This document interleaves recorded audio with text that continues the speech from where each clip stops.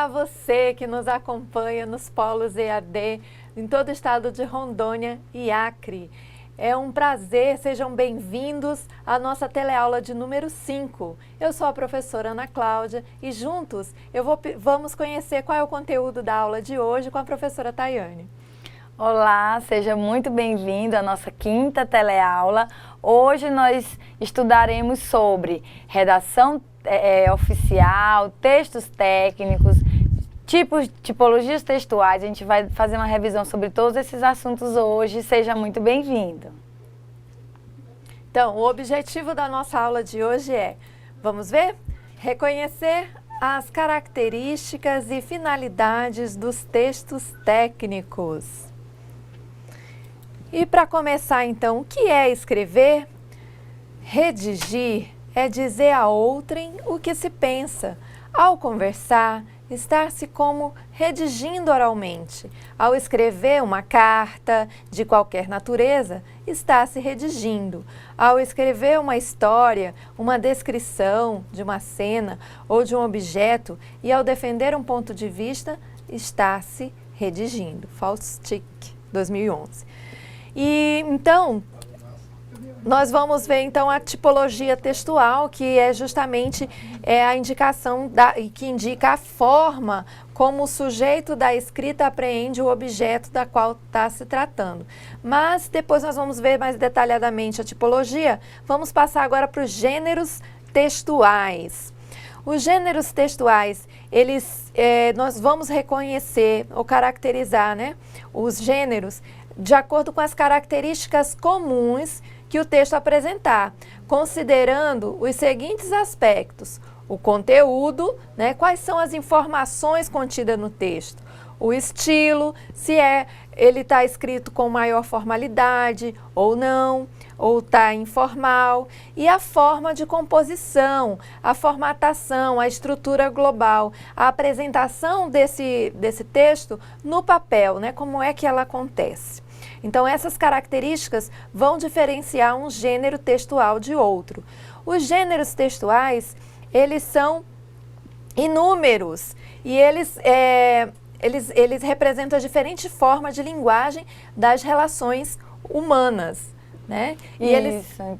Então, são os diferentes textos que circulam, né, ao nosso redor, como os exemplos que estão aparecendo aí.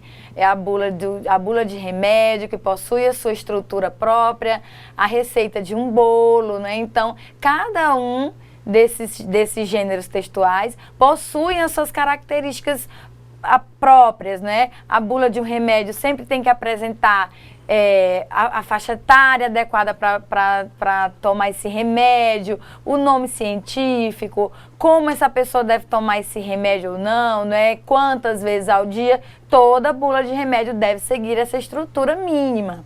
A receita do bolo, da mesma forma. Primeiramente, você apresenta os ingredientes, depois você apresenta como preparar, né, essa receita e depois você apresenta como fazer, né? Se nós fôssemos fazer a receita de uma aula maravilhosa, eu acho que eu tenho uma receita aqui. Olha aí! 200 gramas da atenção dos nossos alunos, 100 gramas da disponibilidade dos tutores e dos coordenadores, 1 litro do carinho das professoras. Assim a gente consegue formar uma aula bacana, não é, Cláudia? É verdade. Tomaram nota aí?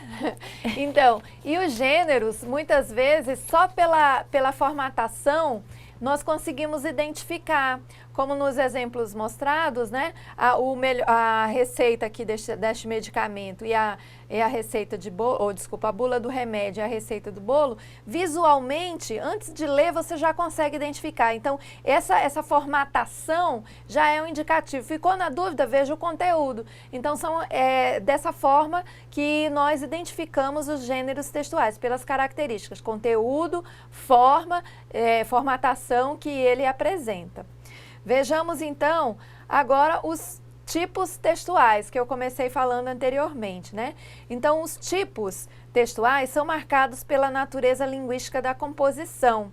A todo momento, né, no nosso cotidiano, nós estamos contando um fato, um acontecimento que nós vivenciamos, nós descrevemos alguém ou alguma situação, ou ainda nós defendemos um ponto de vista, uma ideia. Então isso vai caracterizar os tipos textuais, né? A forma como isso é concretizado no texto. E os tipos textuais, eles são encontrados dentro dos gêneros textuais. Então, nós vimos anteriormente os gêneros, que são em quantidades infinitas, né? Nós mostramos 2, mas tem, por exemplo, carta, e-mail, relatório, temos ainda música, poesia, né?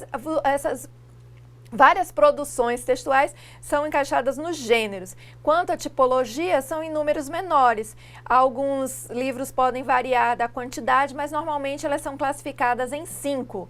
Vamos vê-las?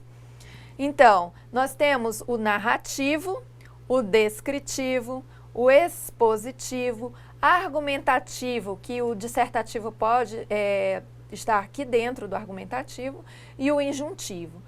Agora vamos ver a característica de cada um deles. Isso, quando a gente vai estudar sobre a tipologia textual, o que vai caracterizar, né, que tipo de texto nós vamos utilizar, vai depender da funcionalidade e da intencionalidade do nosso texto.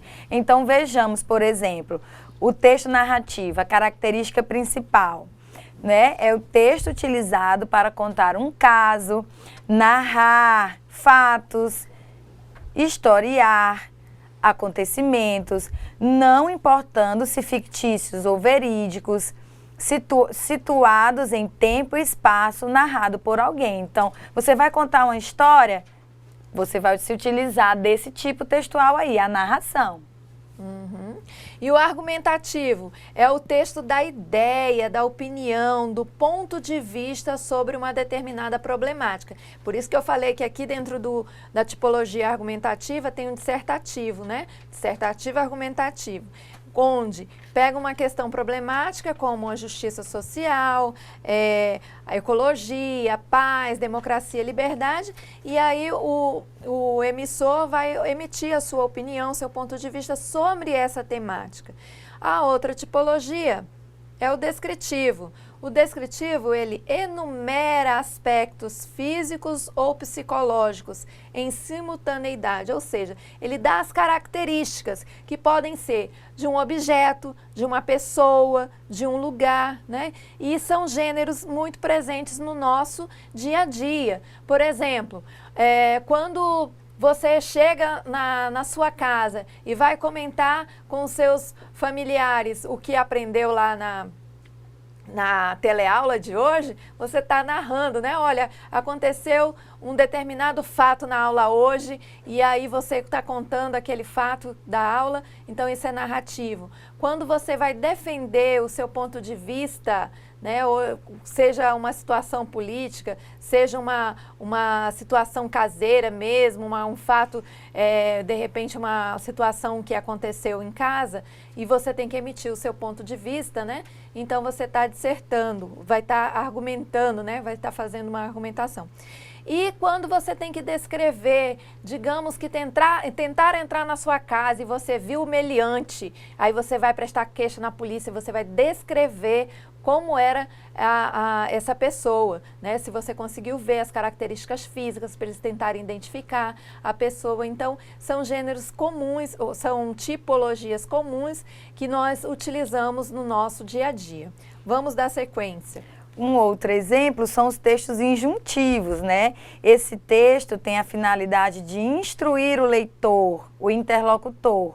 Por esse motivo, sua estrutura se caracteriza por verbos no imperativo, ordenando ou sugerindo. Muito bem. E aí o texto injuntivo também, mas esse nome é estranho, mas ele é bastante comum também. Comum também, que apesar desse nome, o que é o texto injuntivo? São como nós vimos aqueles dois primeiros, né? Exemplos de gêneros textuais. Dentro daqueles dois gêneros, nós temos a injunção. Então, a receita de bolo, ela é injuntiva quando ela informa o modo de preparar. Então, mexa os ingredientes, acrescente água, trigo, tal, misture tudo, leve ao forno, com esses verbos no imperativo caracterizando a injunção. A bula de remédio, ela vai ser injuntiva na hora da prescrição, quando diz como tomar aquele remédio, a indicação, né, de tomar 2 comprimidos de 4 em 4 horas. Então, isso aí é injunção. E lembrando que as tipologias, elas podem, no mesmo texto, nós podemos ter mais de uma tipologia. Por exemplo, a receita de bolo, voltando nela novamente, nós temos na receita, a parte dos ingredientes, ela é descritiva, porque está informando os ingredientes a ser utilizado. Já no remédio, na parte da composição química do remédio, nós temos também a descrição. Então, aqui, nesses dois gêneros textuais, como na receita, nós temos a descrição e a injunção. E aqui também a descrição e a injunção, ok? Então, isso é muito comum aparecer vários tipos textuais dentro de um mesmo gênero. E vamos ver, então, o último tipo, o tipo expositivo, Tayane. É o texto cujo objetivo principal é informar, esclarecer, explicar, definir sem o compromisso de julgar. É o texto científico, pedagógico, jornalístico, por exemplo. Então, nós temos como texto expositivo seminários, palestras, né? Então, a gente pode ver, já nós vamos apresentar os exemplos, então, de cada um desses tipos textuais. Vejamos, eu comentei alguns, mas nós vamos ver outros agora. Os tipos de gêneros textuais, orais e escritos. Então, a narração. Onde é que eu encontro essa tipologia? Eu vou encontrar nos gêneros conto, fábula, lenda, mito, biografia, romance, novela, piada, crônica, notícia e relato. Então, dentro desses gêneros que eu falei agora, nós temos o tipo narração, a tipologia narração. Todos esses textos vão contar uma história, vão narrar um fato. E a descrição? Os exemplos de descrição nós temos o laudo, guia de viagem, perfil em comunidade virtual, relatório, texto publicitário, né? Então, são esses gêneros textuais que fazem parte da tipologia descrição. Você tem, então, as características de um local, de um objeto, de uma pessoa, dos sentimentos, né? As características sendo descritas. Certo. E a argumentação? A argumentação vai aparecer nos gêneros editorial, carta de leitor, assembleia, debate, resenha, ensaio, texto de opinião e muitos outros, onde vai estar exposto, né, um ponto de vista, uma opinião sobre um determinado assunto. A injunção, como já foi dito pela professora Cláudia, né, está presente em manuais de instruções, receita de bolo, regulamento, regras de jogo, receita médica, por conta dessa característica, né, de apresentar, utilizando-se de verbos no imperativo, né, apresentar as instruções, né, as regulamentações de como utilizar alguma coisa, de como proceder, né, no nosso dia a dia. E o último tipo que nós vamos ver é a exposição ou tipo expositivo, que está presente onde? No artigo científico, no seminário, palestra, verbete de dicionário, reportagem, resumo, fichamento, que tem por objetivo informar sem omitir uma opinião ou um ponto de vista. Vamos ver então no exemplo, né? Que texto é esse? Primeiro nós vamos ler e eu quero que vocês nos ajudem a, né, determinar se nós estamos diante de um texto narrativo, descritivo, dos que nós acabamos de ver. O cavalo e o burro, Monteiro Lobato.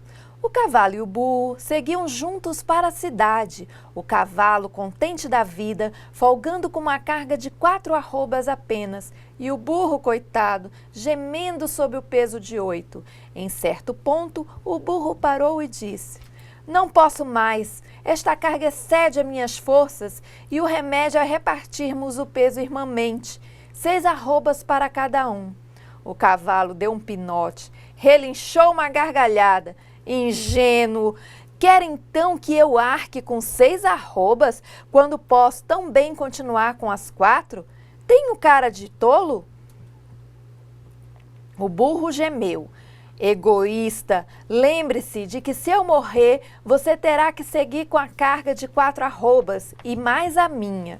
O cavalo pilheriou de novo e a coisa ficou por isso. Logo adiante, porém, o burro tropica, vem ao chão e rebenta. Chegam os tropeiros, maldizem a sorte e, sem demora, arrumam as 8 arrobas do burro sobre as 4 do cavalo egoísta.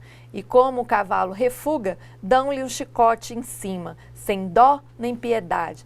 "Bem feito!" exclamou o papagaio. "Quem mandou ser mais burro que o pobre burro e não compreender que o verdadeiro egoísmo era aliviá-lo da carga em excesso? Tome, gema dobrado agora." E aí, esse tipo de texto é o quê? Uma aluna de Cerejeiras já me deu a resposta. E o que ela respondeu, Tayane? É um texto narrativo? Muito bem, é um texto narrativo. Mas será que ele é puramente narrativo ou ele tem alguma outra tipologia presente também? Ele tem um pouco de descrição também, né? Porque a gente consegue visualizar, perceber, né, as características, as imagens que essa cena retrata. Isso mesmo. Então, é um texto narrativo com alguns traços de descrição, né? Em alguns segmentos, em alguns pontos, ele é descritivo. Muito bem, então aí eu pergunto para vocês, para a Oeila, né, lá de Cerejeiras, que respondeu essa nossa pergunta, o que é compreender um texto, o que é interpretar um texto? Então, vamos ver então o que é compreender e interpretar, será que são as mesmas coisas? Então, compreensão. Compreensão é a apreensão de informações contidas no texto. E o que é necessário para uma pessoa, então, compreender o texto? É necessário que ela tenha um conhecimento linguístico, conheça aquela língua, conheça a gramática daquela língua, conheça a sistematização daquela língua para que ela possa, então, decodificar aqueles símbolos, aqueles códigos linguísticos ali representados, atribuindo, então, um sentido, assimilando a informação contida naquele texto. Já a interpretação, ela utiliza a experiência de leitor para atender às mensagens deixadas no texto pelo autor. E aí, então, ela vai além da compreensão. Então, para a interpretação, é necessário levar em conta o conhecimento de mundo do leitor. Então, aí vai envolver a experiência de mundo, as vivências que ele obteve no decorrer da sua vida. Então, isso vai, de certa forma, ajudá-lo a interpretar, a perceber aquilo que está por trás, nas entrelinhas do texto, né? Que o autor sugeriu, que ele deixou subentendido. E aí também exige-se o conhecimento compartilhado. O que é isso? Que o leitor compartilhe do mesmo conhecimento do escritor, para que então a interpretação seja num nível mais profundo. Ok? Isso mesmo. Então, se nós fôssemos perguntar para vocês, né, se nós fizéssemos uma pergunta no campo da compreensão, nós perguntaríamos quem são os personagens da história, o que acontece com o burro, o que acontece com o cavalo, né? Se nós fôssemos fazer uma pergunta no campo da interpretação, nós perguntaríamos: o cavalo agiu corretamente? Né? Que nós devemos agir da mesma forma que o cavalo no nosso dia a dia, né? Então a gente pega esse texto narrativo e a gente pode identificar também o gênero textual, né, que é uma fábula. A fábula é esse gênero textual em que nós temos animais, né, seres inanimados como personagens principais da história e que no final dessa história você consegue aprender alguma coisa, você consegue compreender algo, né? Ter uma lição de moral no final. Eles têm um comportamento humano, né? Humanizado. As ações representadas por eles são típicas dos seres humanos, né? E sempre com essa moral da história, essa lição ao final. E para então avançarmos no nosso conteúdo de hoje, que nós vamos depois ver a redação técnica, mas antes disso nós vamos chamar o vídeo, onde nós vamos rever alguns conceitos sobre os tipos de redação que nós vimos aqui, ok? Nós nos vemos daqui a pouquinho.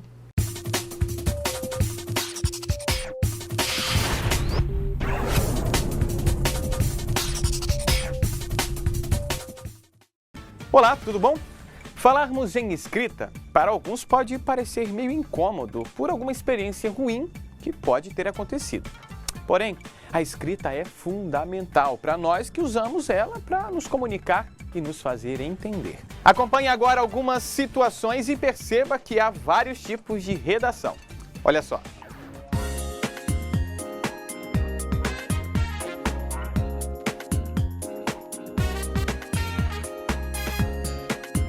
Mas e aí, tu vai passar lá no bar mais tarde hoje? Ah não, a Arineide mandou fazer relatório hoje.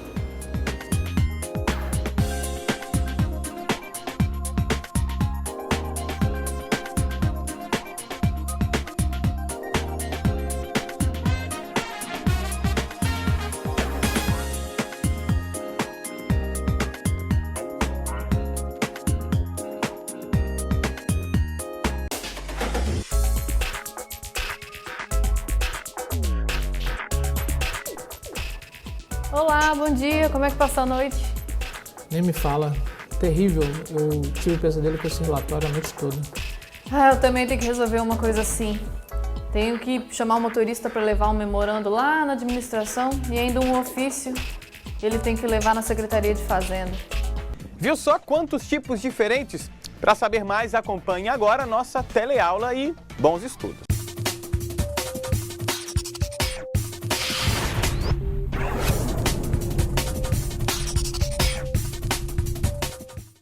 Então, textos técnicos, né? Nós vamos saber um pouquinho mais. Então, no vídeo foi falado de memorando, relatório, né? E são textos técnicos esses textos. São gêneros textuais também, né? O relatório é um gênero, o memorando é outro. E são textos técnicos. E o que são textos técnicos? São textos que, como o próprio nome já diz, né? Tem toda uma técnica, uma norma para ser seguida, um padrão, um modelo pré-estabelecido. E aí nós temos, então, uma diferença, por exemplo, para a redação oficial. A redação oficial também pode ser esses mesmos textos técnicos, porém a diferença é que a redação oficial, ela é emitida por um órgão público. É a forma de regulamentação da comunicação de uma instituição pública. Então, por isso que é chamado de redação oficial.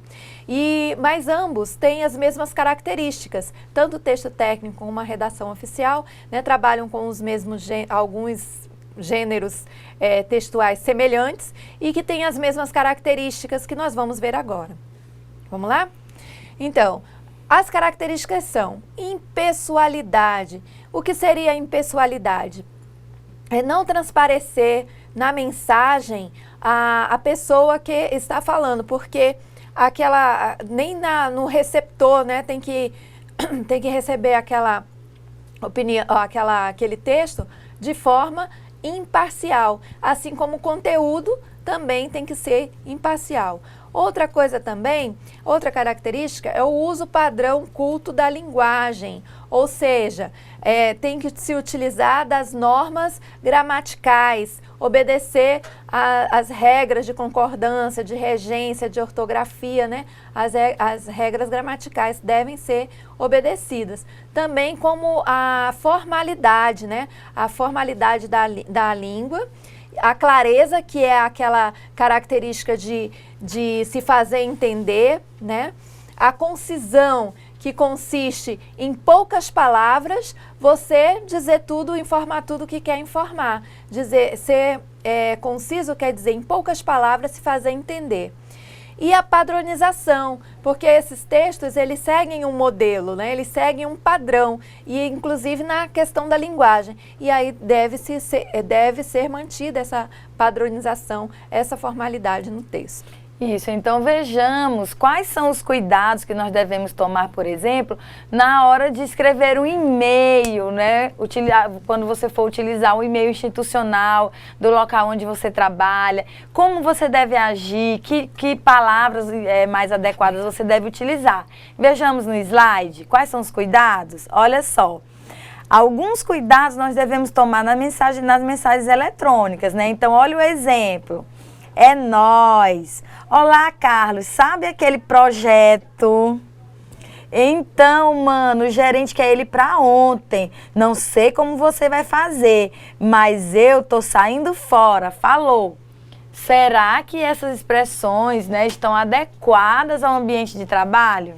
Não, né? O que nós temos aí? Que ele estava fazendo uso de gírias e palavrões, né? Aquele projeto, olha os símbolozinhos que ele usou representando palavrão, né? Que nós colocamos aqui para omitir o palavrão que ele falou.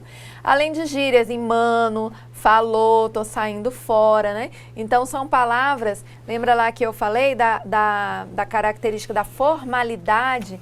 Então a formalidade também tem que estar presente na linguagem. E as gírias e os palavrões não são característicos da linguagem formal.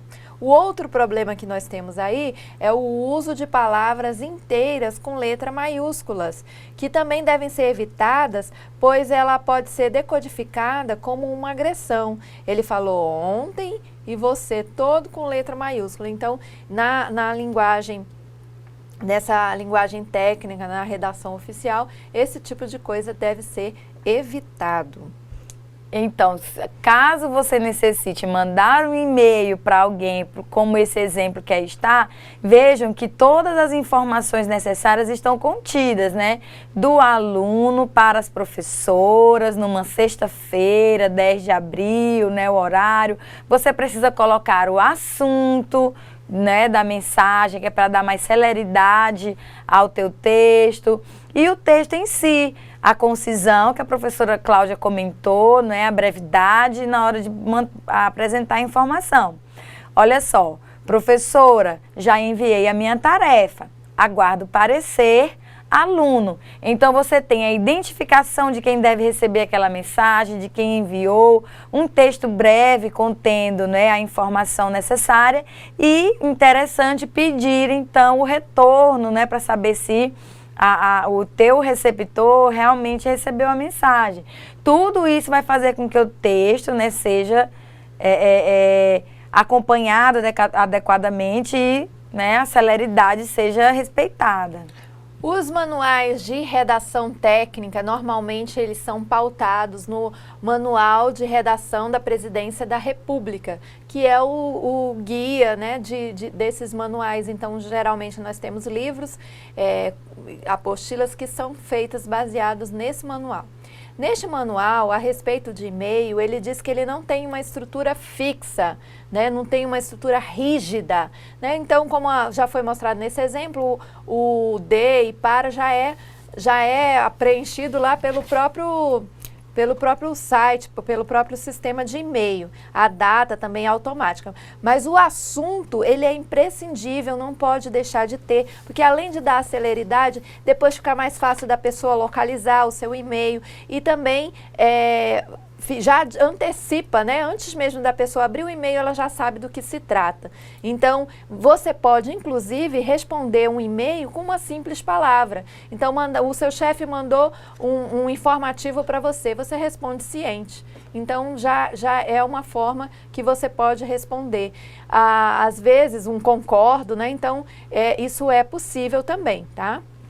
Então, para as mensagens eletrônicas, nós precisamos, vejamos aqui nos slides, fazer uma revisão ortográfica e gramatical do nosso texto, tomar cuidado para não escrever palavras erradas, né? Então, fazer sempre essa revisão, observar a coerência, a coesão, se está tudo certinho, ler bem a mensagem antes de enviar, verificar se a fonte é de fácil leitura, sem exagerar no tamanho, entre 10 e 14 está perfeito. Olha, vejam que ela escreveu, está escrito aí, ó, nós escrevemos revisão ortográfica e gramatical, tudo com letra maiúscula. Por quê? Que é também para você observar, chamar a atenção de vocês, para vocês ver se vocês não fizeram isso no e-mail de vocês, escreveram tudo de maiúsculo. Então, se escreveram tudo em maiúsculo, é a hora de, nessa revisão, né, arrumar, adequar a escrita e também ter o cuidado na hora de enviar esse e-mail. Às vezes você vai enviar e tem uma mesma, digamos, para uma Fernanda. E aí lá no seu trabalho tem a Fernanda Souza, a Fernanda Maria, a Fernanda da Costa, a Fernanda... Ter cuidado também para não mandar para a Fernanda errada, né? Olha lá. Então, ter também esse cuidado, esse zelo na hora de enviar a sua mensagem. E a convocação, como é que a gente deve fazer? O que é convocação? Você é obrigado a ir, a comparecer a uma reunião se você for convocado? Vamos ver um pouco sobre a convocação? Vamos! O objetivo da convocação, como o próprio nome já diz, né? É convocar, chamar, convidar alguém para uma reunião ou encontro. Os elementos textuais de uma convocação, o que não pode deixar de ter num texto, né, que está convocando alguém para alguma coisa? O local, né, onde vai ser esse encontro, essa reunião, a data, quando vai ser realizada e o objetivo. Você tem que dizer para que você está convocando a pessoa, né? Falar a pauta da reunião, é uma assembleia para tratar sobre que ou quais assuntos. Então, isso tem que estar já na convocação. E quando você receber a convocação, faça a fineza, né, de responder, né, que recebeu a convocação e informar se vai poder comparecer ou não à reunião, então, que foi comunicada, ok? Vejamos o exemplo de uma convocação. Boa noite. Com o objetivo de organizar os trabalhos para 2015, convocamos todos os tutores para uma reunião que se realizará na Sala 1, às 10 horas, no dia 15 de janeiro de 2015. Estarão em pauta o início do ano letivo, dia das teleaulas e horário de atendimento ao aluno. Atenciosamente, Sônia Lima, coordenação de tutoria. Vamos identificar, então, aquelas características, né, que eu falei que deve ter numa convocação para ver se nessa tem, se está contemplado. Vejamos. Qual é a data que vai ser realizada essa reunião? Olha, vamos realizar uma reunião quando? Dia 15 de janeiro de 2015. Que local? Sala 1. Qual horário? Às 10 horas. Então, veja, foi contemplado aí o local, o horário e a data. E também a pauta. Então, essa reunião é para quê? Com que objetivo? Para tratar do início do ano letivo, dias das teleaulas e horário de atendimento ao aluno. Perfeito. E ainda assinado, né, quem é que está mandando esta convocação, quem está enviando. Então, aí, sem problema nenhum, esse texto está muito bem escrito, né? E o próximo? Agora vamos ver o outro, vamos fazer uma comparação com o próximo. Vejamos. Boa noite. Convocamos todos os tutores para uma reunião no IFRO. Não faltem, ATT Coordenação. E aí, gente, vocês vão para essa reunião? Onde vai ser? Onde é que vai ser? Que horas? Que horas? Para tratar do quê, né? Tá difícil alguém aparecer nessa reunião se ninguém sabe nem onde vai acontecer, nem o dia, nem a hora, nem o local. Então, tá muito difícil. Nem quem está convocando, porque falou a coordenação, mas de que setor, né? Coordenação EAD, coordenação do presencial, coordenação de onde? Então, é complicado, né?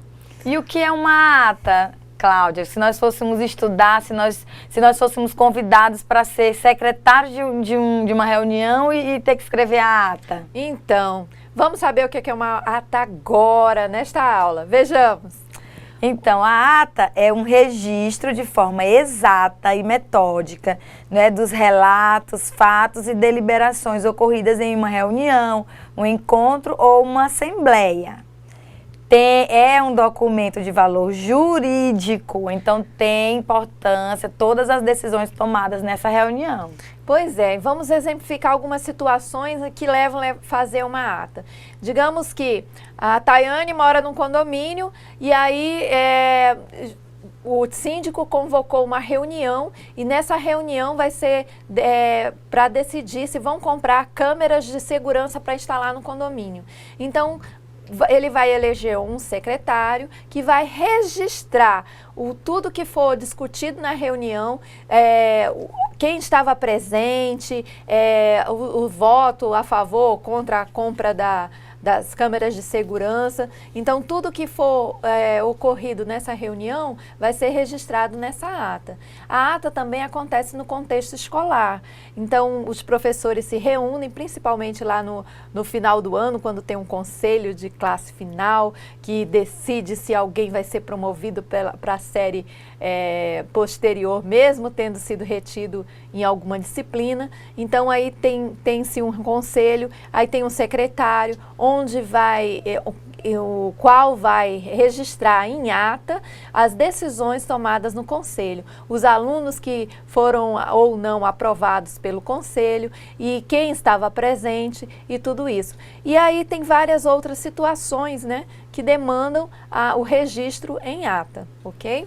Ok, então existem duas formas, né, mais comuns de se utilizar, de se produzir uma ata. A forma tradicional, que é a mais utilizada por órgãos do governo, e a forma mais moderna, que é utilizada por pequenas e médias empresas do cenário atual, que visa simplificar um pouco mais a forma de escrever. Mas você utilizando, né, a ata tradicional ou a moderna, elas têm que ter essas características aqui.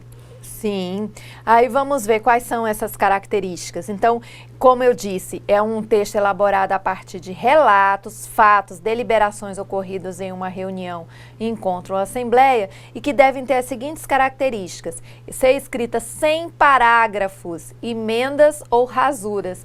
Né? Emendas e rasuras qualquer texto não deve ter, né? Principalmente documento. Mas a ata, especificamente, ela é escrita num texto contínuo, sem parágrafos, né? Sem pular linhas, todo num texto constante. Depois nós vamos visualizar isso no exemplo. Vejamos outro exemplo. Outra característica, os números são grafados por extenso. Então, 2016 vai ser escrito 2016 por extenso, não a representação numérica. Manuscrito ou digitado, este com atas numeradas. Então, geralmente, às vezes a gente tem o manuscrito, que é aquele livro-ata, capinha preta, né, todo numeradinho. Ele pode ser escrito assim, na maneira mais tradicional, ou pode ser digitado.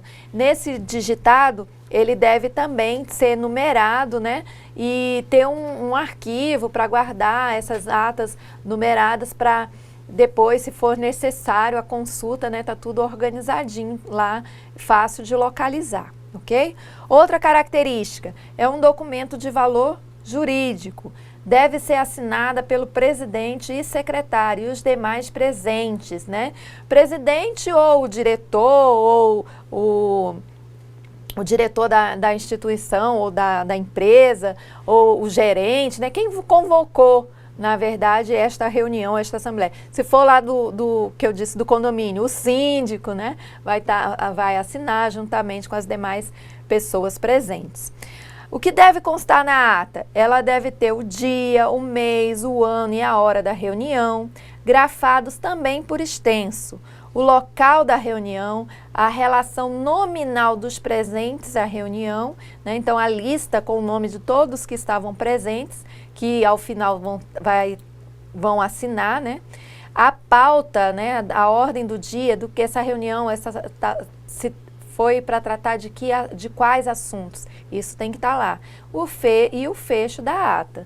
Então essas são as principais características que devem possuir a ata. Olha, nós temos vamos ver o exemplo, né? A gente falou tanto, então vamos ver isso. Observem aqui a imagem. Vejam aqui, ó, que ela segue o texto todinho está na margem aqui, ó. Nós não temos paragrafação, tanto de um lado quanto do outro, né? Tudo igualzinho, não temos parágrafo nem pula-linha, tudo corridinho. Aí essa aqui é uma ata digitada, então aqui em cima nós temos o número da ata e aí como o título dizendo do que se trata. É uma reunião para quê? Essa é uma ata, a ata número 10 da reunião de coordenação dos cursos EAD. E aí, ao final, nós temos a relação nominal dos presentes, né? E se for o caso, ali nós temos os cargos também e o espaço ao lado para que eles assinem. Né? O importante é que essa ata ela seja feita no mesmo dia da reunião. Não é interessante que a reunião aconteça hoje e daqui um mês a pessoa escreveu a ata e está procurando quem era que estava presente para poder colher a assinatura. Então o interessante, o ideal é que ela seja feita no mesmo momento, no mesmo dia que aconteceu a reunião, ok? Ok, e se nós fôssemos, né, convidados a escrever um memorando, a fazer um memorando, o que é um memorando?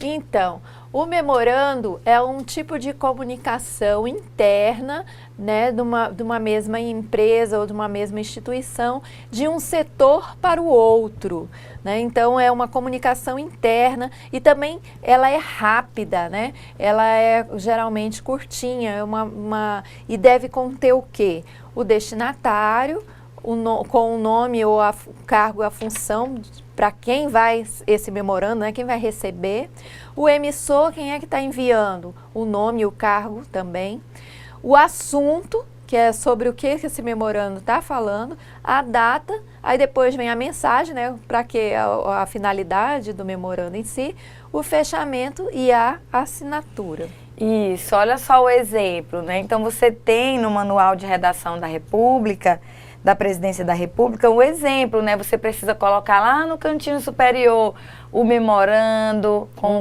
o número. Do lado direito você tem que colocar a data e o local, colocar para quem vai o texto, o assunto que vai ser tratado, o corpo da mensagem em si, o fecho e a assinatura.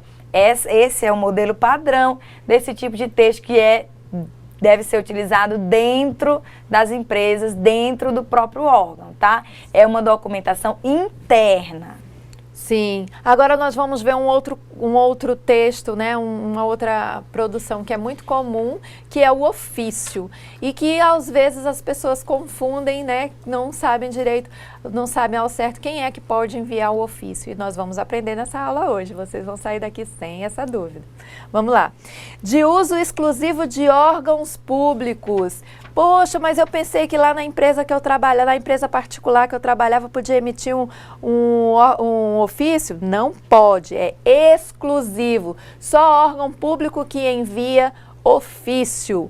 E aí, o que as empresas particulares fazem quando querem enviar um documento semelhante? Eles vão enviar uma carta comercial. Então, a empresa ou instituição particular envia carta comercial, que tem a estrutura semelhante à do ofício, tá? E os órgãos públicos enviam, então, o ofício. E ele pode ser, ele deve ser redigido em papel timbrado. Deve ter lá a logomarca, o logotipo, né, da instituição a que ele se refere. Bom, o ofício também deve ter a seguinte estrutura.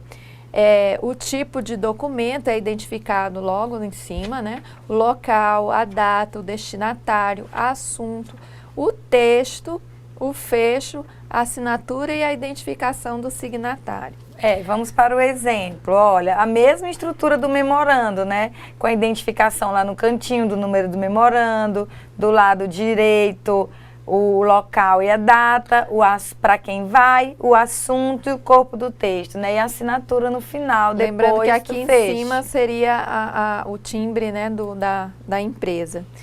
E vale ressaltar então, que nós já falamos, mas vamos enfatizar aqui para você não esquecer. Memorando é um documento interno, dentro de um setor para o outro, dentro de uma mesma empresa ou de um mesmo órgão.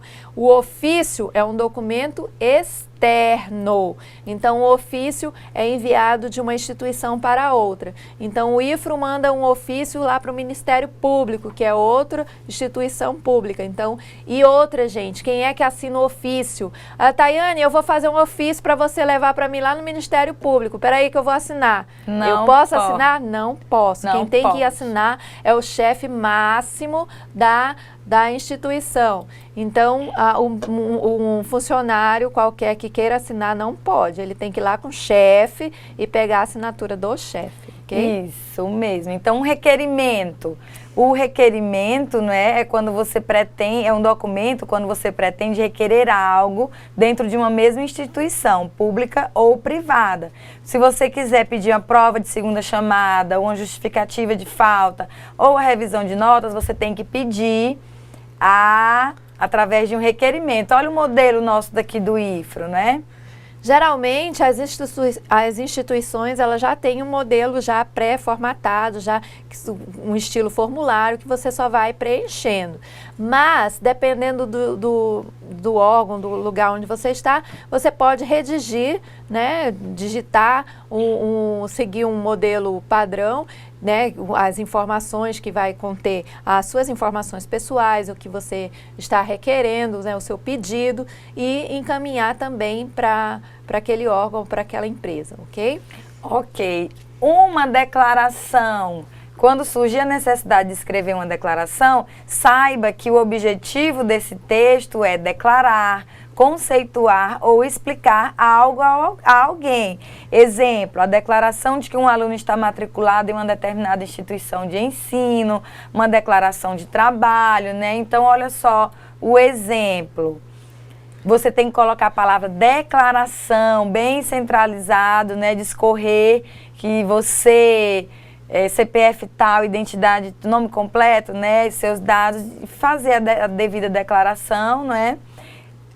Fazer o fecho no finalzinho, dizendo que tudo aquilo que você disse é verdade. Embaixo você coloca local e data e depois assina. Ok. Então, tem várias situações que a gente faz declaração, né? Declaração de endereço, declaração de matrícula, enfim. É um texto, assim, é um gênero textual que é muito comum na nossa vivência. Agora, vamos ver o relatório. O relatório, ele pode ser dos seguintes tipos: administrativo, de viagem, de estágio, de visita, técnico científico, e pode ter outros fins especiais. Isso. Vamos ver as características do relatório administrativo. Ele é um relato, opinião, ponto de vista do autor acerca de fato, ação ou ocorrência administrativa. Como ele é organizado? Então, como a maioria dos textos, o relatório é um texto dissertativo. Então, ele vai seguir uma estrutura de introdução, desenvolvimento e conclusão. Na introdução, você vai já abordar o assunto. Depois, o desenvolvimento, onde você vai detalhar, né, esse assunto, opinando, colocando os pontos de vista a respeito dos fatos ocorridos, e a conclusão, onde você vai fazer a exposição com as possíveis recomendações a respeito do assunto. Isso, para que nós possamos escrever esses textos, nós devemos conhecer um pouco sobre os pronomes de tratamento, né, que nós devemos utilizar. Existem vários, né, você pode depois fazer uma pesquisa mais aprofundada sobre isso, né, quando você for tratar sobre as autoridades do Poder Executivo, Legislativo ou Judiciário, você deve utilizar o Vossa Excelência, para os demais cargos, né, para o presidente e Vossa Excelência, para os demais cargos, senhor e senhora, né? Isso. Aí, depois nós temos para as autoridades do Poder Legislativo, deputados, ministros, você vai usar Vossa Excelência, né, para se referir a eles. Como para se referir a eles também, excelentíssimo senhor presidente do Congresso Nacional. Então, vocativo você vai usar Vossa Excelência e como pronome de tratamento, senhor, e coloca o cargo logo a seguir.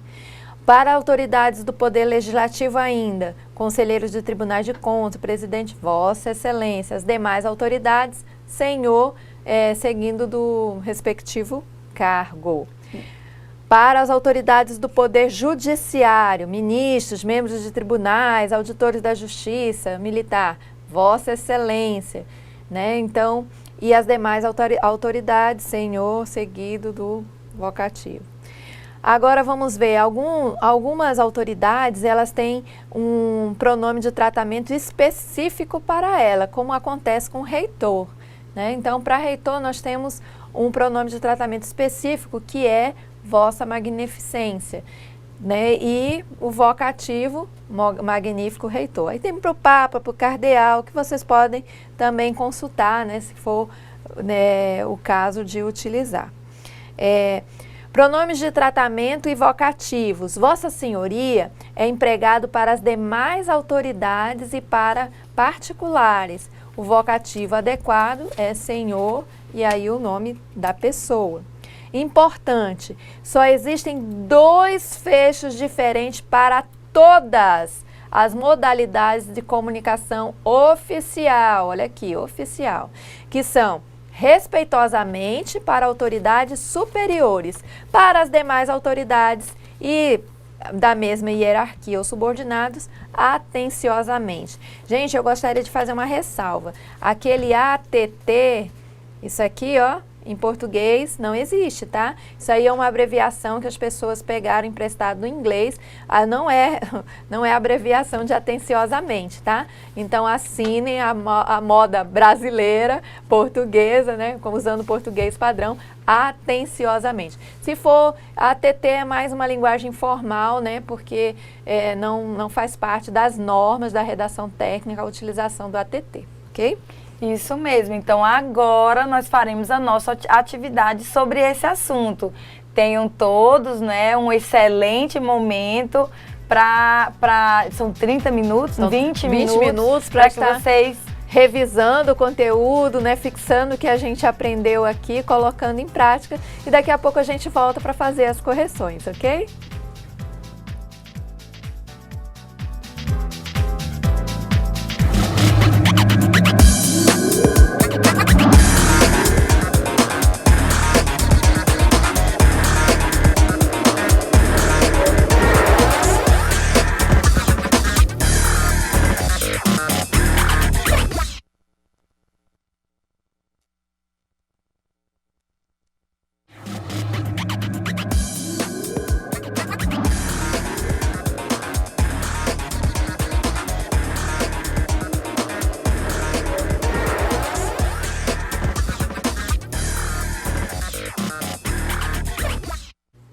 Estamos aqui de volta, né, para ver as atividades, mas antes vamos ver aquele momento, né, que já ficou tradicional, o momento recado para os nossos alunos que nos acompanham, e neste momento nos polos a Tayane tem as mensagens, né, Tayane? Isso mesmo, então um abraço para os nossos alunos de Nova Mamoré, de São Francisco, Presidente Médici, Cacoal, Cujubim, dos nossos alunos também de Plácido de Castro, no Acre. Todos eles, né, pediram um alô, e aqui estamos, né, agradecendo a vocês pela participação. Todo mundo mandou suas respostas. A aluna Eunice Neves, isso, dúvidas e respostas. A aluna Eunice Neves, de São Francisco. Tem uma pergunta dos alunos de lá também, que depois eu vou fazer para a professora Cláudia. O aluno Gamarra de Espigão, a Suelena de Ji-Paraná. Obrigada pela participação de todos vocês. Estamos muito felizes, né? Porque, como sempre, nas nossas aulas, o chat bombando, os alunos interagindo, e a gente gosta de ver isso mesmo, mandando tanto as respostas das atividades, quanto também as dúvidas, né? E nós estamos aqui para esclarecer, é o momento mesmo de tirar todas essas dúvidas.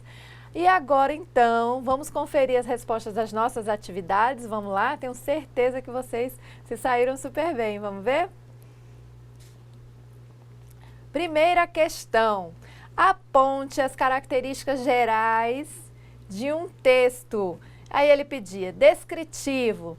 Gente, só lembrando que vocês podem ter colocado a mesma coisa, mas com as palavras diferentes, não vão considerar errado não. Se a ideia é a mesma, apesar das palavras estarem diferentes, né? Veja o contexto se tem a ver, né? Vamos ver então. Descritivo, ele aponta as características de uma pessoa, objeto ou lugar. Quem colocou, por exemplo, que dá as características físicas, psicológicas, também está correto, tá? Então, também é uma forma de descrever. O texto narrativo. O texto narrativo conta fatos ou acontecimentos vividos ou não, né? Sobre fatos verídicos ou não, isso é narrar. Dissertativo, apresenta uma opinião sobre o assunto ou defende uma ideia, um ponto de vista a respeito de um tema problemático ou que causa debate, discussão. Também está correto, ok? Os alunos de Ji-Paraná, na letra C, responderam, desenvolver ou explicar um assunto, discorrer sobre ele, e esse texto pode ser dispositivo ou argumentativo. Muito bem, dispositivo ou argumentativo. Muito bem. Vamos para a questão 2. Em relação ao que se afirma dos textos técnicos oficiais, todas as alternativas abaixo estão corretas, exceto... Vejamos o que diz cada uma. Ata. Documento elaborado a partir de relatos, fatos, deliberações ocorridas em reunião, encontro e assembleia? Certíssimo. Requerimento. Documento escrito de uso interno e externo em instituições públicas e empresas que visa a comunicação de decisões políticas ou instruções. Ofício. De uso exclusivo de órgãos públicos deve ser redigido em papel timbrado. Certinho. Então, aqui, ó, já está a nossa resposta que estávamos procurando, alternativa B. Então, qual é o problema aí? Que está dizendo que o requerimento é um documento de uso interno e externo, né? Então, esse que é o problema. Vamos ver os outros. Procuração, documento utilizado para que uma pessoa represente a outra legalmente, certinho. Relatório, documento no qual se expõe um relato de uma ocorrência da execução de serviços, de fatos da administração pública, certinho. Então, a alternativa correta é a alternativa B. Isso, eu gostaria de aproveitar esse momento para fazer a pergunta, né, dos alunos aqui sobre o ofício. Quem deve assinar o ofício? Qualquer pessoa, não é? Qualquer funcionário de uma instituição pode assinar o ofício? Não. Quem tem que assinar, quem deve assinar o ofício é o chefe da instituição. Por exemplo, aqui eu trabalho no IFRO Zona Norte, eu preciso levar um ofício para fazer uma visita técnica dos alunos de finanças lá no Banco do Brasil. O que eu vou fazer? Vou solicitar ao diretor-geral, né, Miguel Zamberlan, para assinar o ofício para eu poder levar lá. Então, é sempre a autoridade máxima, né, do órgão, da instituição, que assina o ofício, ok? E aí pode ser também por, digamos, o IFRO tem vários campi, né? Então, cada campi tem o chefe, tem o chefe geral, o diretor-geral. Então, quem assina em cada campi é o diretor-geral, né, do campus, ok? Isso, os alunos de Nova Brasilândia estão atentos, né, em nome do Ailton, eu cumprimento a todos também que responderam essa questão corretamente. Ok, vamos para a questão 3. João viajou a serviço de uma empresa para realizar uma auditoria de sistemas. Acaba de chegar de viagem e irá apresentar ao seu chefe.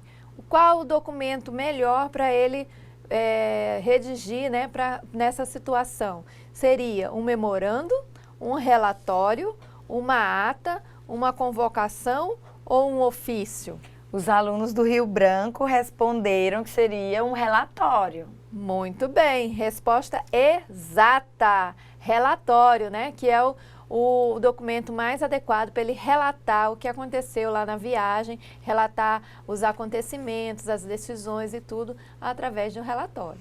O nosso aluno Maicon de Cerejeiras, a Denise de Presidente Médici e o Ranieri de Cerejeiras também responderam corretamente. Ok, vamos para a questão 4. Marcos trabalha como diretor de uma grande empresa privada, e precisará encaminhar um documento para uma instituição pública. Qual será o tipo de texto técnico que deverá ser enviado? Um ofício, um memorando, uma carta comercial, relatório ou convocação? Alguém aí enviou a resposta, Tayane? Os alunos mandaram carta comercial. E a resposta está exata! Carta comercial. Ah, mas é uma empresa privada que está mandando para uma instituição pública. O que eu falei? O emissor, né, do ofício tem que ser uma instituição pública. E aí o emissor é uma empresa privada. Não é porque ele está mandando para uma empresa pública, para uma instituição pública, que vai ser um ofício. Então, a resposta correta, a alternativa C, carta comercial. Vamos então para a questão 5. Sobre as características dos textos técnicos, a ata e procuração, assinale a alternativa que apresenta característica para ambos. Então, números são grafados por extenso, isso só na ata. Na procuração não tem obrigatoriedade de grafar os números por extenso. Sem parágrafos, emendas ou rasuras? Sim, tanto a procuração quanto a ata, né, são escritas assim. Manuscrito ou digitado, este com páginas numeradas, é característica da ata. Assinada pelo presidente, secretário e demais presentes, a ata também. Deverá constar dia, mês, ano, hora, local da reunião, grafados por extenso, relação nominal dos presentes, a ata, pauta, ordem do dia e fecho da ata. Então, olha, aqui já até entrega, né, que é só da ata. Então, não é esta alternativa, ok? Mais alguma mensagenzinha aí ou dúvida, Tayane? Dos alunos de Cerejeiras, né? Eles estão mandando, pediram para que a gente mandasse um abraço para eles e disseram que estão atentos à aula e às nossas atividades. Responderam tudo certinho. Muito bem. Então, atividades respondidas, corrigidas, vamos para a hora da revisão. Vamos revisar? Então, resumindo, nós vimos nessa aula os tipos textuais, né, que são marcados pela natureza linguística da composição. Vimos 5 tipos textuais. O narrativo, que é aquele tipo onde nós temos a narração de um fato, né, conta-se um fato ou um acontecimento, e utilizando alguns elementos que são...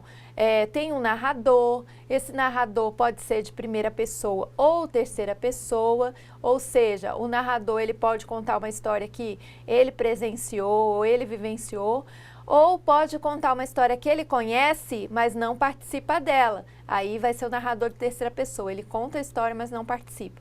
Quando ele conta e participa da história, é o narrador em primeira pessoa. Outros elementos presentes na narração.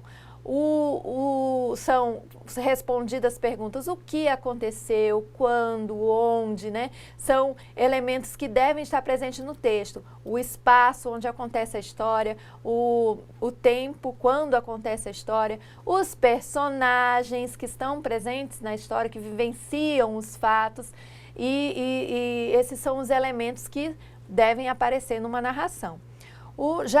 A tipologia descritiva, quais são as características? O texto descritivo, ele detalha, né, ele descreve características de alguém, de um lugar ou de uma pessoa, né? Então, vou descrever para vocês alguém, vocês vão adivinhar quem é, tá? Vocês aí.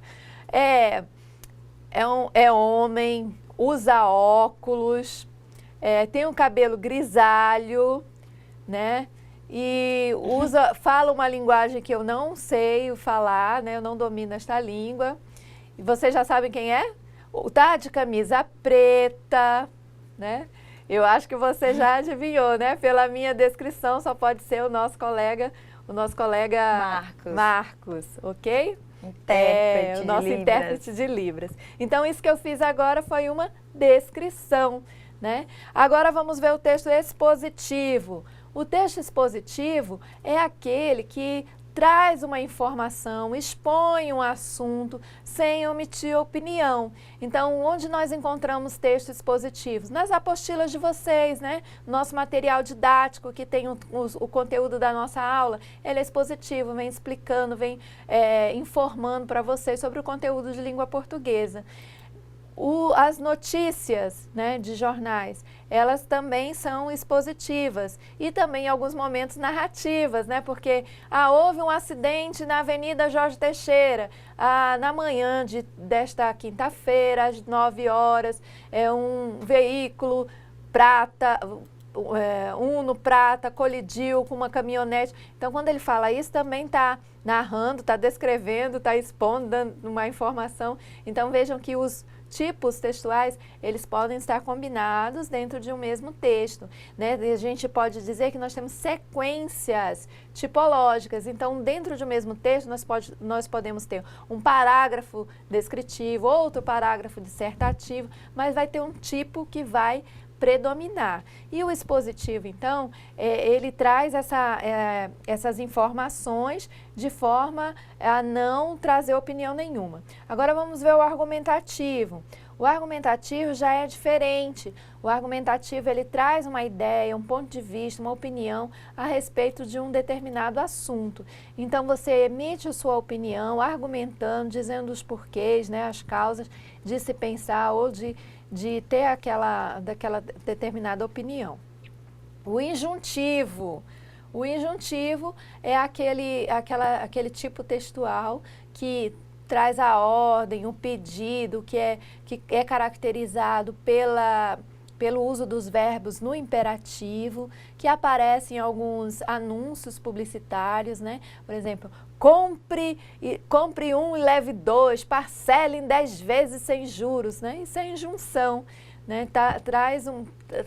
Fazendo um pedido, quase que uma ordem, né? Para você comprar, para você gastar. Então, vamos para a sequência. Quais são as qualidades da redação científica, né? Técnica científica? Lembrando que a redação técnica ou científica é aquele diz respeito àqueles textos, né, que eu já falei anteriormente, que são utilizados, textos técnicos que seguem uma norma, que seguem um padrão e que são utilizados ou no campo profissional ou também no campo acadêmico, né? Então, são textos que são utilizados nesses ambientes. Vejamos lá, a característica. Correção, né, o uso correto do idioma, então fazer a preferência, a utilização pela gramática normativa, pela linguagem padrão.